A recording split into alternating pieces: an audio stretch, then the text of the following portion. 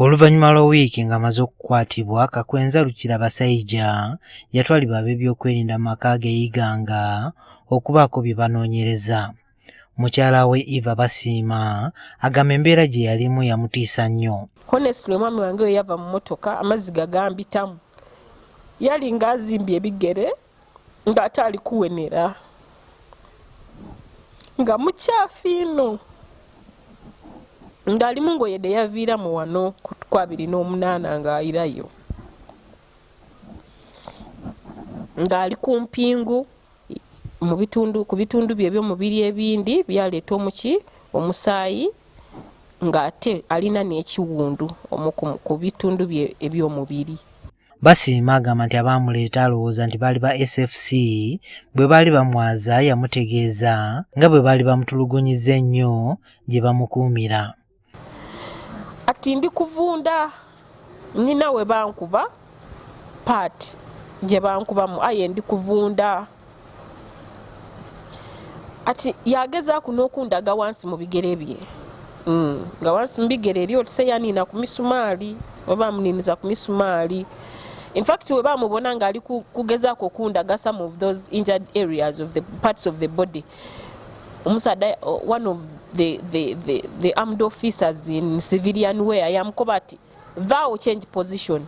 Okwaza kwatwala essaawa 3 nnamba era nga kye baamukkiriza okukola awaka kyokka kwali kwetawuluzaako. Tibamusibulako empingu ebyo byonna byonna ali kunwa n'empingu de ku mikono. Ali kulya amenvu ge n'empingu ku mikono. Numba kubanga baaja bedroom by bedroom, sitting room, dining, kitchen, baafuluma mu baaja ne mu store obuli kumbali. Ate nga baali bangi. Ono atubuulidde nti yagezaako okubuuza abasirikale bano ddi lwe banaatwala bba mu kkooti. Bandamu bankoba ati buuza looya waimwe, looya we ID. N'abakoba nti no. Nti nga nze mukyala we mwene nina okutegeera information okuva yeimwe ye muli tiri supposed difuna information okuva wa looya. Bandamu bankoba tukobye tuti looya ID. Agamba nti okwaza kuno n'embeera bba gye yalimu abaana be baabyota buliro. Nze ng'omuntu ni mu kutya okw'amaanyi.